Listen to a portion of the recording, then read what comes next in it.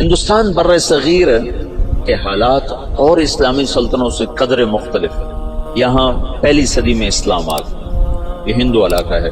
یہ جو سری لنکا ہے، یہاں عرب تاجروں کے ذریعے سے یمن سے جو آتے تھے بحری جہاز، ان کی تبلیغ سے یہاں اسلام آ گیا، اور یہاں کا جو راجہ تھا وہ تو مسلمان نہیں تھا، لیکن عوام الناس میں اسلام آ گیا۔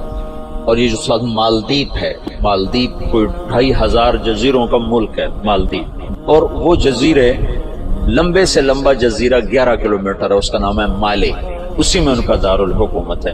باقی سارے جزیرے بس ایسے جیسے تمہارا مدرسہ ہے، اتنا ایک جزیرہ ہوگا۔ تو یہ ان جزائر سے ایک قافلہ جا رہا تھا، اس میں یہاں کچھ عرب قبائل آباد ہو گئے تھے، تو ایک قافلہ بحری جہاز پر سری لنکا کے بادشاہ نے تحفے تحائف ولید بن عبد الملک کو دی، ان سے دوستی لگانا چاہتا تھا۔ تو جب یہ کراچی کے قریب گزرا بحیرہ عرب سے، تو تیبل یہ دریائے سندھ کے کنارے تھا، تو وہاں سندھ کے ڈاکوؤں نے بحری جہاز پہ حملہ کیا اور قافلہ بھی لوٹ لیا اور عورتوں کو بھی قید کر لیا، مردوں کو کچھ قتل ہو گئے۔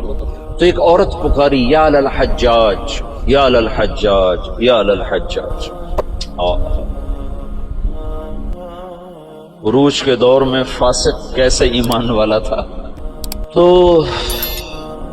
کچھ جو لوگ انہوں نے مال لوٹنے کے بعد کچھ لوگ چھوڑ دیے تھے، تو یہ لٹا پٹا قافلہ جب پہنچا عراق میں تو حجاج کو ملا، اور انہوں نے کہا کہ ایک بہن نے کہا تھا یا للحجاج، تو وہ کھڑا ہو گیا اپنے کرسی سے، کہ لبیک یا اخت الاسلام، لبیک یا اخت الاسلام، لبیک یا اخت الاسلام، اور کہا میرے اوپر حرام ہے بیوی بھی اور بستر پہ سونا بھی، جب تک میں اس بہن کی مدد کو نہ پہنچوں۔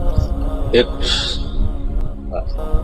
جس کے بارے میں اللہ کے نبی کا کہنا ہے کہ وہ بنو ثقیف میں ایک مبیر ہو، ایک صفاق ہو، فاسق ترین انسان غیرت ایمانی سے ایسا بھرا ہوا ہے کہ میرے اوپر بیوی حرام ہے، میرے اوپر بستر پہ سونا حرام ہے، جب تک میں اس بہن کی مدد کو نہ پہنچوں۔ اور اس نے اسی وقت ایک لشکر تیار کیا، عبید اللہ بن نبحان رحمت اللہ علیہ کو امیر بنایا، اور ان کو 3000 کا لشکر، 4000 کا لشکر دے کے روانہ کیا۔ وہ لشکر شکست کھا گیا اور عبید اللہ شہید ہو گئے۔ پھر اس نے دوسرا لشکر روانہ کیا، بدیل بن طوفہ رحمت اللہ علیہ کی سرکردگی میں، وہ بھی شہید ہو گئے اور دونوں لشکروں کو شکست ہو گئی۔ پھر اس نے شامی قبائل جو عرب کے قبائل جو شام میں آباد تھے، ان کا عراقیوں سے بڑا مختلف مزاج تھا، تو اس نے ولید بن عبد الملک سے اجازت چاہی کہ مجھے سندھ پہ حملے کے لیے شام سے لشکر، اور میرا خزانہ ختم ہے، مجھے پیسے بھی دیں۔ تو ولید نے کہا میں یہ محاذ نہیں کھول سکتا، ابھی ترکستان میں محاذ کھلا ہوا ہے، شمالی افریقہ میں محاذ کھلا ہوا ہے، چین کی طرف محاذ کھلا ہوا ہے، میں چوتھا محاذ نہیں کھول سکتا۔ تو حجاج نے کہا جتنا پیسہ مجھے دو کے قرضہ ہے، اور میں یہ دگنا کر کے بیت المال میں واپس کروں گا۔ تو شامیوں کا 4000 کا لشکر تیار، اور اس کا اپنا سگا بھتیجا تھا محمد بن قاسم، اور حجاج نے اپنی بیٹی زبیدہ اس کے نکاح میں دی ہوئی تھی، اس کو منتخب کیا اور اس کو 12000 کا لشکر دے کے روانہ کیا، اور باقی جو ساز و سامان تھا وہ سمندر کے ذریعے سے بھیجا، اور ہر 3 دن کے بعد اس کے پاس خبر آتی تھی۔ اس نے ڈاک کا ایسا نظام بنایا کہ ہر 3 دن کے بعد خبر حجاج تک پہنچتی تھی۔ اس طرح راستے میں چوکیاں قائم کی، اور پورے جنگ کا نقشہ حجاج بصرے میں بیٹھ کے خود کنٹرول کر رہا تھا۔ تو یہ بدھوں کا شہر تھا، جو دیبل تھا نا بدھوں کا، تو اس میں ایک بڑا گنبد تھا، اس کے اوپر ایک جھنڈا تھا۔ تو ان کا یہ عقیدہ تھا جب تک یہ جھنڈا نہیں گرتا اس سے شہر کو شکست نہیں ہو سکتی۔ تو مسلمانوں نے زور لگا لیا، حجاج بن یوسف نے ایک توپ بھیجی تھی، توپ منجنیق، پتھر پھینکنے والی، وہ اتنی بڑی تھی اس کو 500 آدمی کھینچتے تھے، تو اس کو بحری جہاز پہ بھیجا تھا۔ تو وہ نصب تھی اور توپ اس گنبد پہ نشانہ نہیں فٹ ہو رہا تھا۔ 10 دن 12 دن 15 دن گزر گئے، گولے جاتے تھے، گنبد پہ نہیں لگتے تھے۔ تو حجاج بن یوسف نے وہاں سے خط لکھا کہ اس توپ کا زاویہ 1 درجہ نیچے کر کے فائر کرو، 1 درجہ نیچے کر۔ اور محمد بن قاسم اس دن خود توپ پر آئے، ان کا آج میں خود پھینکوں گا۔ تو محمد بن قاسم نے خود اس کو کھینچ کے جو پھینکا تو پہلا ہی پتھر جا کے جھنڈے پہ لگا اور گنبد پہ لگا اور گنبد ٹوٹا تو شہر والوں نے ہتھیار پھینک دیے۔ یہ 90 ہجری کی بات بتا رہا، 90 ہجری میں اسلام کا پہلا داخلہ ہے فاتحانہ۔ ویسے تو سری لنکا ہندوستان کا حصہ تھا، وہاں اسلام پھیل چکا تھا دعوت کے ذریعے، لیکن فاتحانہ انداز میں جو مسلمان بر صغیر میں داخل ہوئے ہیں تو محمد بن قاسم رحمۃ اللہ علیہ اس کا ذریعہ بنے اور دیبل فتح ہوا ہے۔ پورا ہندوستان 2 حصوں میں تقسیم تھا، ہند اور سندھ۔ سندھ یہ نہیں جو آج ہے، یہ سندھ بمبئی تک تھا اور دیپال پور تک اور ادھر سے بمبئی تک، یہ ایک پورا علاقہ تھا، باقی ہند الگ علاقہ تھا۔ راجہ داہر اس سارے کا بادشاہ تھا۔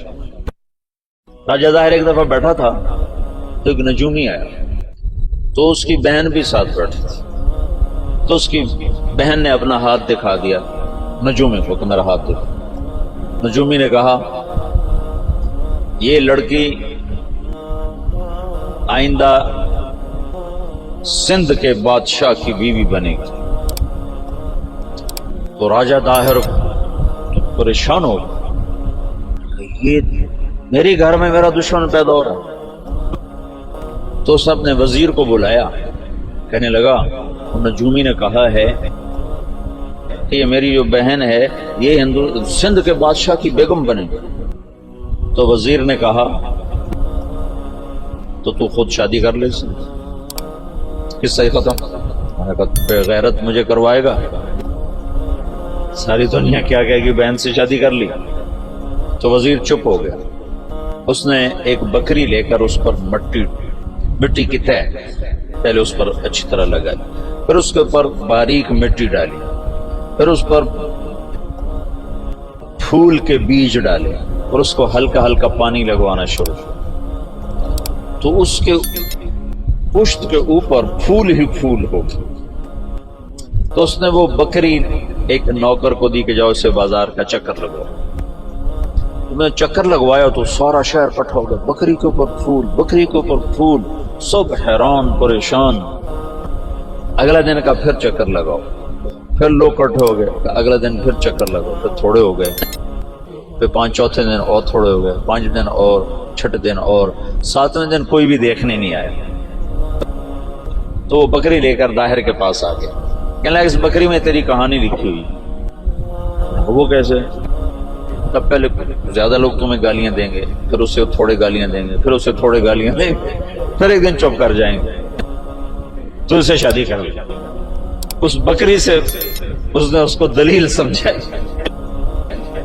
تو اس کم بخت نے حکومت کے لالچ میں اپنی بہن سے شادی کر لی۔ حالانکہ ہندو بھی بڑے غیور، بڑے غیرت والے، یہ راجپوتوں کی تاریخ ہے، بہت غیور لوگ ہوتے تھے۔ یہ تو آپس کی لڑائیوں کی وجہ سے بے وقوفی کی حد تک آپس میں لڑتے تھے، تو غیروں کو ان پر چھا جانے کا موقع اس وجہ سے ملتا تھا۔ تو وہ اس نے اپنی بہن سے شادی کر لی۔ جب محمد بن قاسم حملہ آور ہوا تو راجہ داہر سندھ، بمبئی، دیپال پور تک کا حکمران تھا۔ تو روہڑی کے قریب ان دونوں لشکروں کی پھر جنگ ہوئی۔ تو اس سے پہلے محمد بن قاسم نے لکھا حجاج بن یوسف کو کہ سارا سندھ اکٹھا ہو چکا ہے اور میرے ساتھ صرف 12,000 مدد کے لیے لشکر بھیجو۔ تو فاسق اور صفاق کا خط سن، حجاج کا خط آیا کہ اللہ کے رسول کا فرمان ہے